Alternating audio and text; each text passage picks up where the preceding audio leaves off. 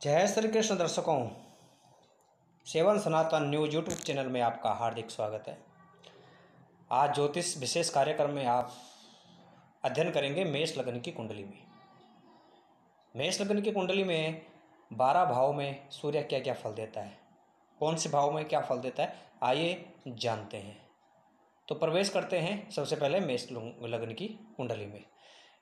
दर्शकों, ये आपके सामने चार्ट है, ये यहाँ पे 1 लिखा हुआ है, तो यह 1 का मतलब होता है या मेष। तो ये जो व्यक्ति है ये मेष लग्न की कुंडली वाला है।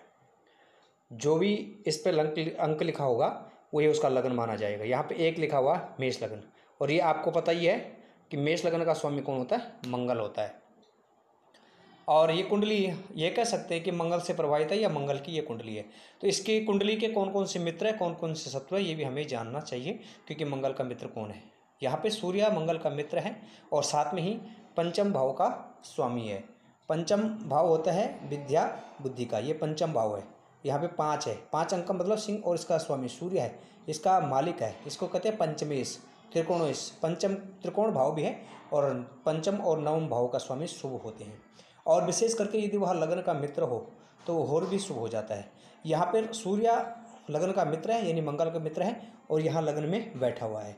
तो लग्न में यदि किसी का सूर्य हो मेष लग्न वाले का 1 अंक पे, तो वह क्या होता है, ऊंच का सूर्य है, ऊर्जावान होता है, निर्णय लेने में कुशल होता है, समाज में एक प्रतिष्ठा है, एक नायक की तरह रहता है, बहुत सारे लोगों को इकट्ठा कर सकता है, और उसकी वाणी में तेज, चेहरे पे भी एक तेज, और उसे हर जगह उसका अपना एक अलग सा रोब होता है।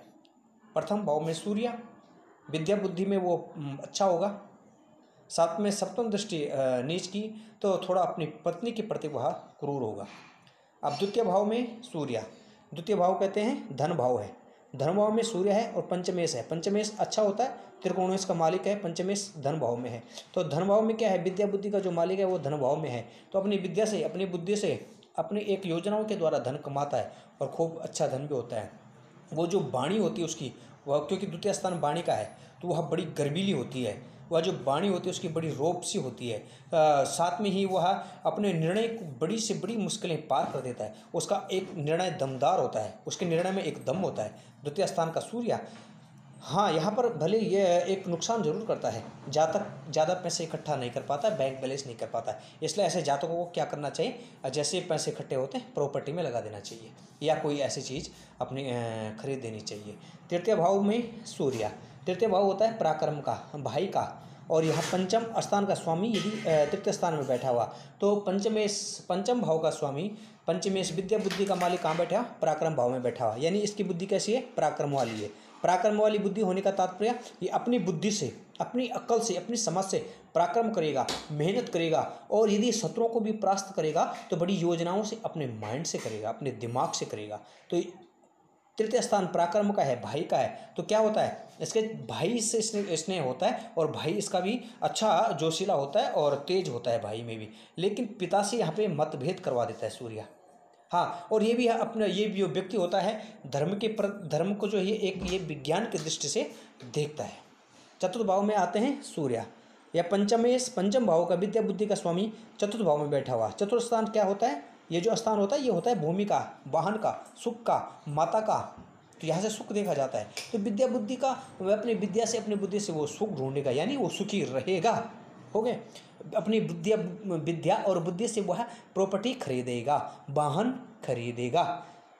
माता से उसका बड़ा लगाव होगा, अपनी माता को बड़ा प्रेम करेगा, लेकिन पास जाते ही माता के विचारों में कुछ मतभेद आएगा, और यहाँ पे विचारों से मतभेद होने के कारण थोड़ा सा अपनी माता के प्रति उसका इतना स्नेह कम हो जाता है, यानी इतना स्नेह नहीं रह पाता है। अब पंचम भाव में आइए सूर्य, पंचम विद्या बुद्धि का स्थान है और अपने घर का ही है। हर कोई व्यक्ति हो, चाहे कोई ग्रह हो, चाहे कोई भी हो, चाहे राक्षस हो, चाहे दानव हो, चाहे वो देव हो, अपने घर का कोई भी नुकसान नहीं करता। ये आप अच्छी तरह जानते हैं, भली भांति जानते हैं। सूर्य अपने घर में है और वो भी ग्रहों का राजा है, तो क्या होगा, व्यक्ति विद्या बुद्धि में बड़ा अच्छा होगा, उसके पुत्र बड़ा तेजस्वी होगा, पुत्र उसका कहीं ना कहीं सरकारी नौकरी वाला होगा ही होगा, और पुत्र उसका साथ देगा, क्योंकि मंगल है ना, अपने आप वो मंगल है, और सूर्य उसका मित्र है, इसलिए उसका में जो पुत्र होगा वह उसके आज्ञा के अनुसार चलेगा, उसका साथ देगा और साथ साथ में वह ही सरकारी पद पर कहीं ना कहीं नियुक्त जरूर होगा। अब आए छठे स्थान में सूर्य।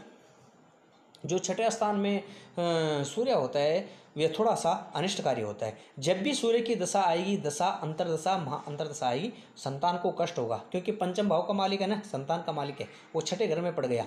छठा घर अच्छा नहीं माना जाता है, छठा, आठवां और 12वां।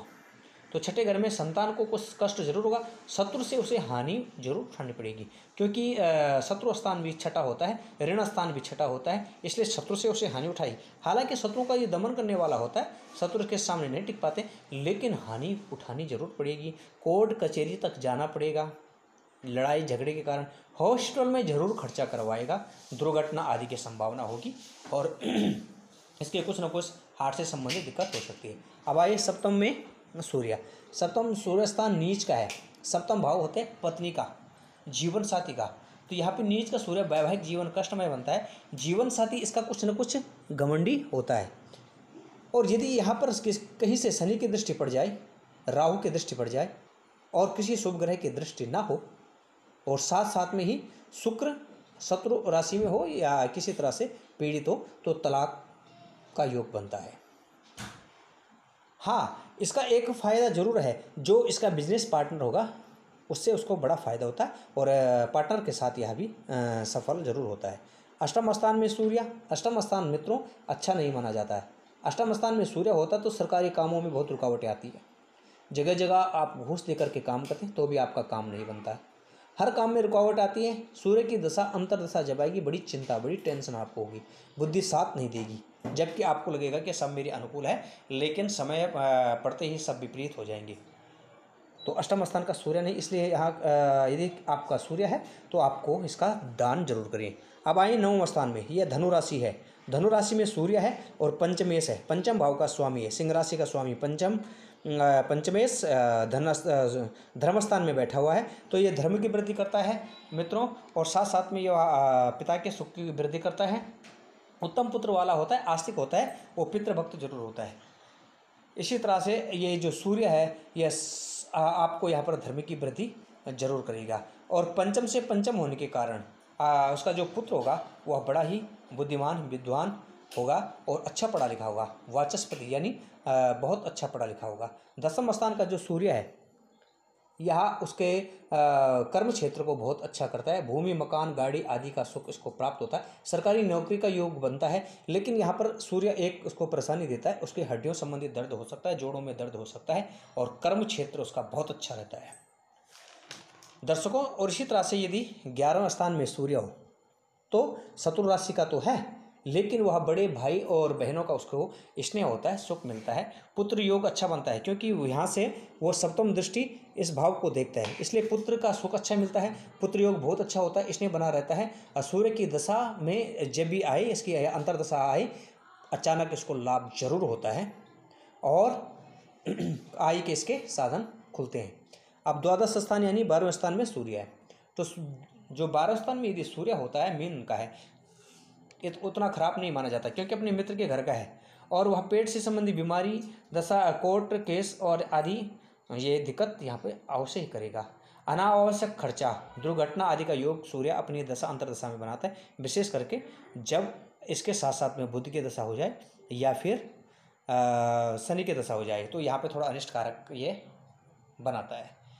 तो दर्शकों, ये मेष लग्न की कुंडली थी, इसके द्वादश भाव में यह सूर्य था। यदि आपका सूर्य किसी तरह से अशुभ है और अशुभ फल दे रहा है, आपको शुभ फल नहीं दे पा रहा है, तो आप सूर्य की पूजा कीजिएगा। सूर्य का सर्वोत्तम उपाय है दर्शकों, सूर्य को प्रतिदिन अर्घ्य देना। अर्घ्य में थोड़ा गुड़हल का पुष्प और थोड़ा सा गुड़ डाल करके यदि आप अर्घ्य देते हैं और सूर्य बीज मंत्र का आप निरंतर जाप करते हैं, तो सूर्य आपको उत्तम फल देगा। दूसरी बात, यदि आप नारायण की पूजा करते हैं, भगवान श्री कृष्ण वासुदेव का ध्यान करते हैं और भगवान नारायण की किस तरह से इनकी सेवा करते हैं या पूजन करते हैं, इनकी परिक्रमा करते हैं, तो आपको सूर्य बहुत अच्छा फल प्रदान करेगा, आपके हर कार्य ये बनाएगा। आज के लिए फिलहाल इतना ही। यदि आपने हमारे इस चैनल को सब्सक्राइब नहीं की तो कृपया सब्सक्राइब जरूर करिए, लाइक करिए, शेयर करिए, और यदि आप इसको शेयर करते हैं तो इसको किसी न किसी को इसको फ़ायदा होता है, इसमें आपको भी लाभ मिलता है, आपको भी पुण्य मिलता है। फिलहाल के लिए इतना ही, तब तक के लिए जय श्री कृष्ण।